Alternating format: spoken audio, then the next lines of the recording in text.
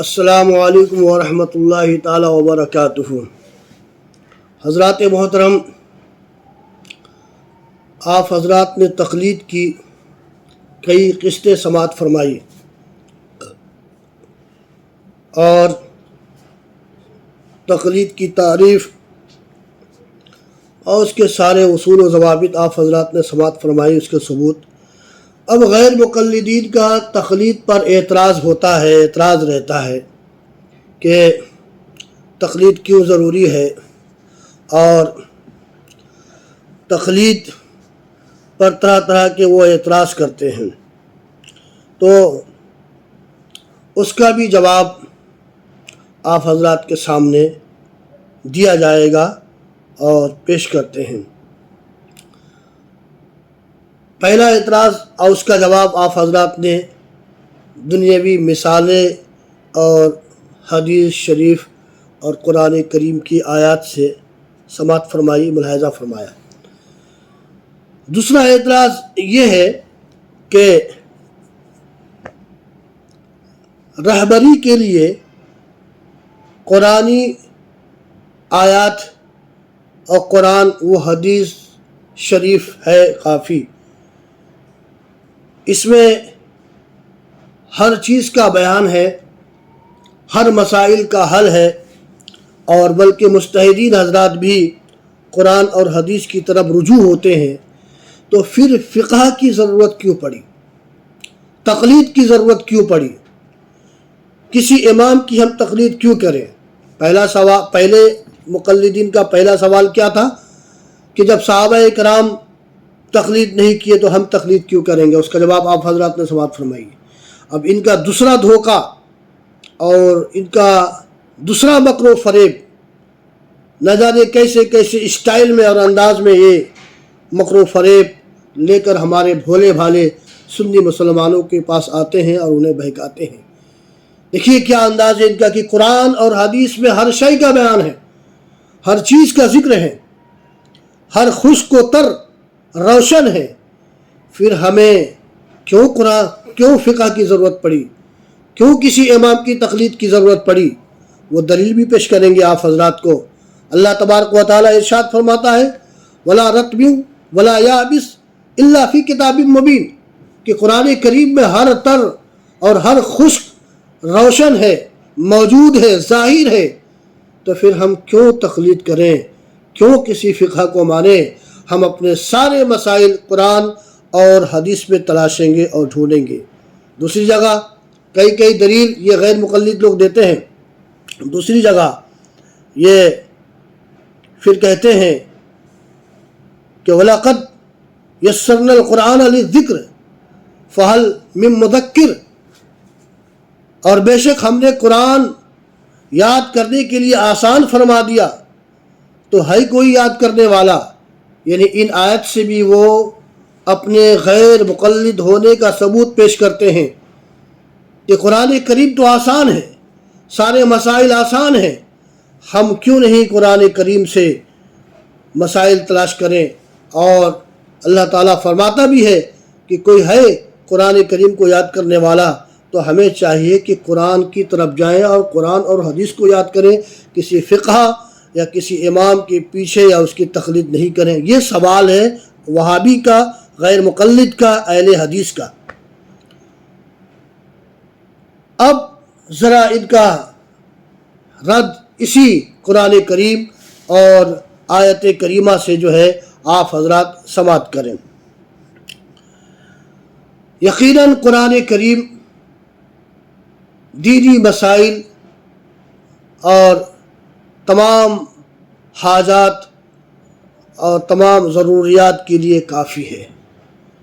اور یقیناً سارے مسائل کا حل قرآن کریم ہے۔ لیکن میرے دوستوں اور بزرگوں، قرآن کریم میں سب کچھ ہوتے ہوئے بھی ہم قرآن کریم سے سب کچھ نہیں نکال سکتے۔ ہمارے اندر میں اتنی قابلیت نہیں ہے کہ ہم قرآن کریم کی ہر آیات کو، ان کے تمام اسرار و رموز کو، ان کے تمام مسائل کو سمجھ سکیں۔ ارے قرآن کریم سے مسائل نکالنے کی قابلیت اتنی ہونی چاہیے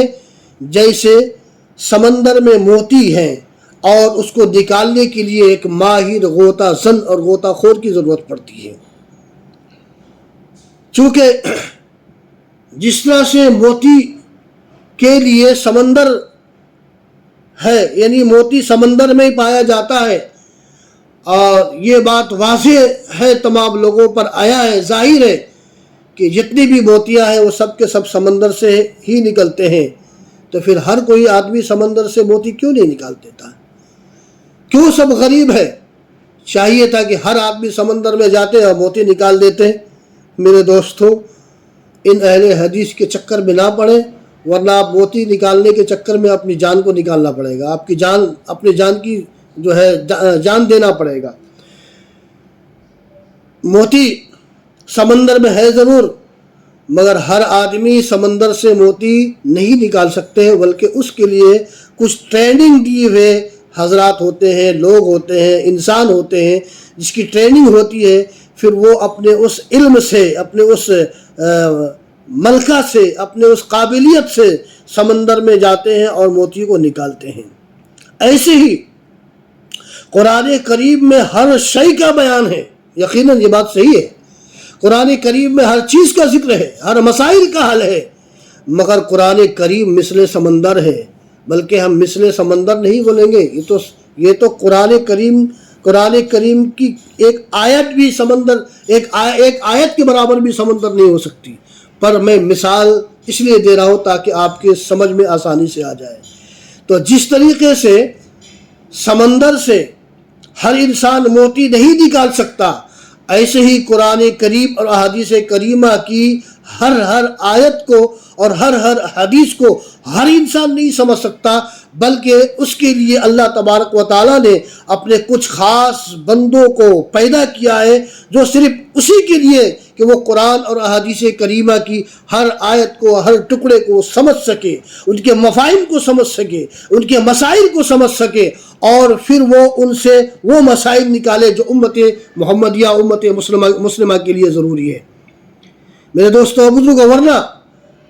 حال پھر ان کا وہی ہوگا جیسے سمندر میں کوئی بھی آدمی موتی نکالنے کے لیے جائے گا اور اسے سمندر کے جو ہے علم نہیں ہے، اور غوطہ زن کا علم نہیں ہے، غوطہ خوری کا علم نہیں ہے، تو اپنی جان گنواتا ہے۔ ایسے ہی وہ آدمی جو اپنے مسائل کو کسی کی مدد کے بغیر اور کسی کی اطاعت کے بغیر اور کسی کی تقلید کے بغیر قرآن کریم سے اپنے ضروریات کے مسائل کو نکالیں گے، تو وہاں تو جان کا خطرہ تھا، یہاں ایمان کا خطرہ ہو جائے گا۔ اس لیے ہمیں چاہیے کہ اللہ تبارک و تعالیٰ نے اپنے جس مخصوص بندے کو قرآن کریم اور احادیث کریمہ کا غوطہ زن بنایا ہے، مجھے انہی کے سہارے اور ان کے اطاعت سے اور ان کی تقلید سے ہمیں مسائل کو سمجھنا ہے، احادیث کریمہ ہو یا قرآنی آیات ہو۔ اس لیے ہم اپنے امام اعظم رحمۃ اللہ تعالیٰ علیہ اور شافعی حضرات امام شافعی رحمۃ اللہ تعالیٰ علیہ اور حنبلی حضرات امام حنبل رضی اللہ تعالیٰ عنہ اور مالکی حضرات امام مالک رضی اللہ تعالیٰ عنہ کی تقلید کرتے ہیں، اور ان کے بتائے ہوئے اصول و ضوابط کے حساب سے قرآن اور حدیث کریمہ کی آیات کو سمجھتے ہیں اور ان سے حل کرتے ہیں۔ آئی بات سمجھ میں؟ میرے وہ حضرات جو تقلید کا رد کرتے ہیں، ان کو اب سمجھ میں آ جانا چاہیے کہ جس طریقے سے سمندر سے ہر آدمی موتی نہیں نکال سکتا، اسی طریقے سے قرآن اور احادیث سے ہر آدمی مسائل نہیں نکال سکتے، اس کا حل نہیں کر سکتے۔ اس لیے چاہیے کہ